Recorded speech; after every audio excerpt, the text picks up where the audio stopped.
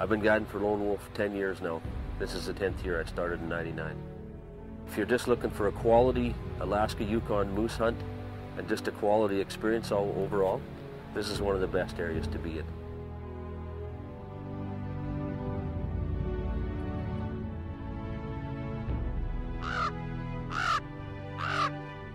For a Yukon horseback hunt, you should be in good to excellent physical condition.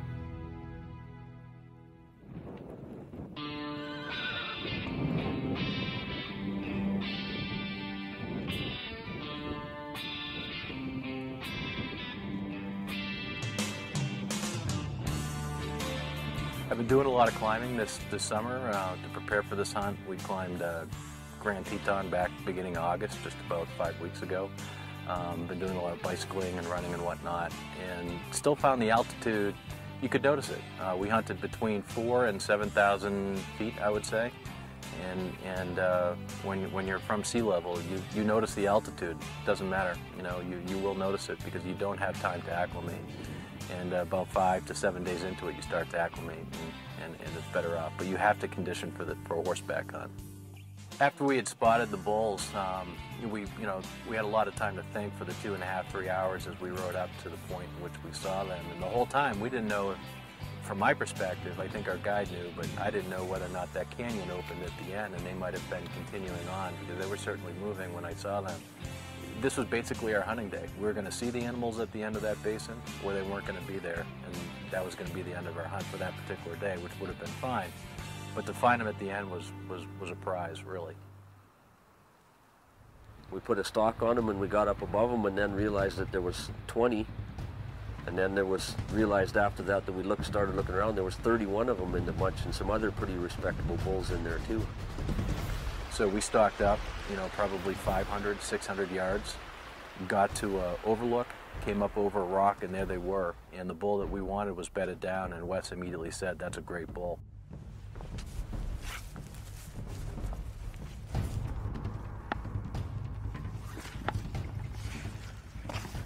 The thing I'm going to take away from the caribou experience is really the length of the stalk. I mean, I've been to Africa twice and been on many stalks, many busted stalks, but never one that has lasted for that long. The other one's at the far left.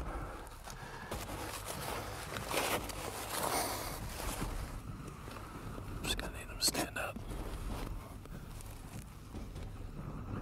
Maybe not. Yeah, I'm losing his, oh yeah, oh, that one.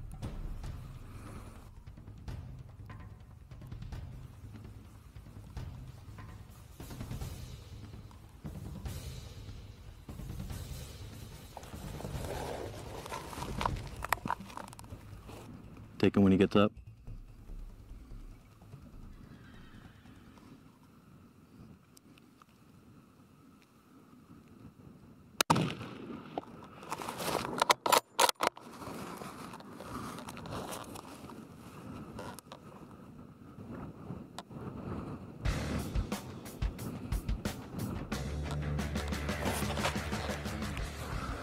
Well, Wes, that was my first mountain caribou.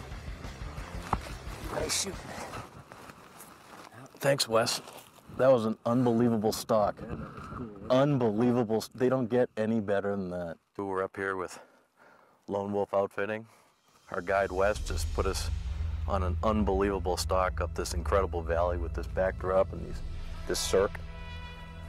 Absolutely incredible. It was absolutely beautiful. We walked up and there's this beautiful animal with this awesome rack, double shovels, great bezzes, a lot of length, mass, and it was really exciting. I mean, that's exactly what I came up here to do, is to horseback hunt and get on something in a stalk that, real long stalk, being able to spot animals and glass them from a long way off.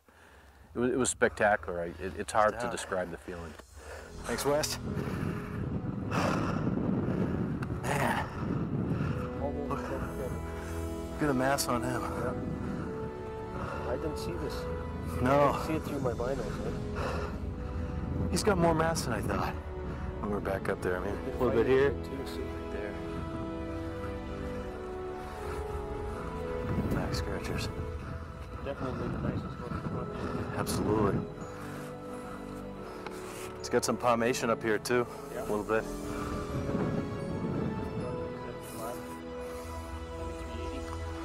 Unbelievable. First mountain caribou.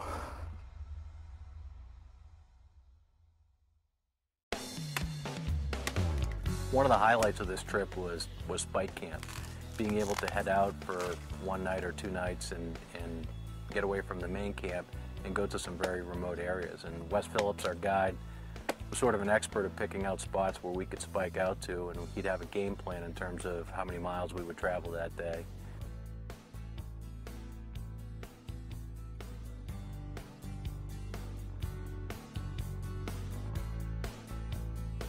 As camp manager, I'm always busy when I'm in camp. I don't have a lot of time to really get to know somebody really well in camp. That's why spiking out is nice, you know, even if it's only for one night. It's always nice to just go, and even if you don't go far from camp, you know, get up on a place where you can see for a while and just get to know the guy a little bit better.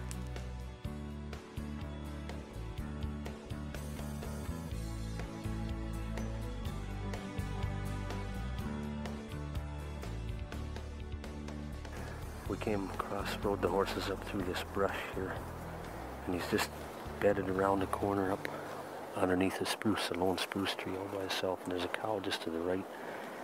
It's about, hopefully we'll have under 300 yards to cover before we get to him, but he looks like a pretty good bull. I can count at least 10 on each side.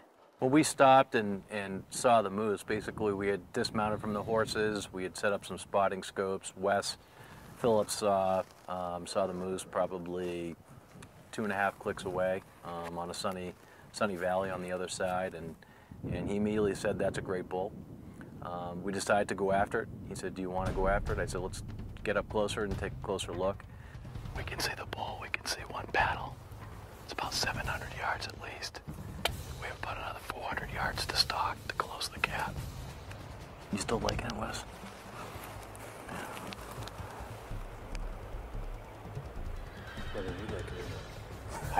My first moose. Are you thinking about still calling? See if you can get him to rise and come in some? And at that point, we're at 500 yards, which we felt was, we needed to get closer. So basically, we just low crawled and went from bush to bush.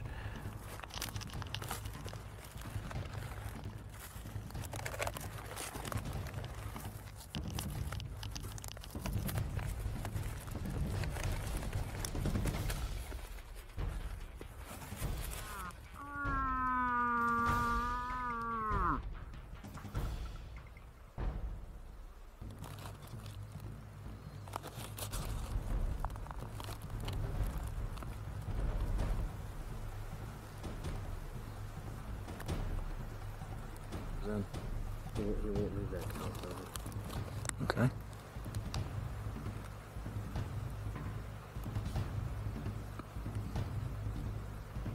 You ready? Yep.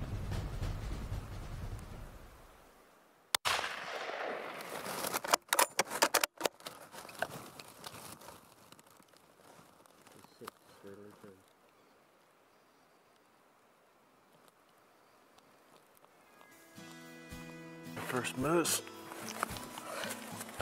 Thanks, Wes. That was a good shot. Oh, thanks. 371 was the last. 371 was the last. Good. Yeah, that was the nice. last range. What another long stock. It didn't look long, but it ended up being long. We got the drawn out procedures, don't we? Wow. Amazing. Oh man. That was great, Wes. You know, basically both the caribou and the moose were bedded down when we shot them, and I need to give Wes Phillips, our guide, a lot of credit for that. I mean, he put together the plan. We talked it over certainly, but obviously when you get up on the stock, you need to be quiet and stealthy and keep a low profile. But I think we did that, and was able to get in quite close. But he really put together a strategy that allowed us to get up on these animals while they were still bedded. So, you know, the animals in their natural environment, lying down. And us being able to come up and take them after they'd stood up, obviously.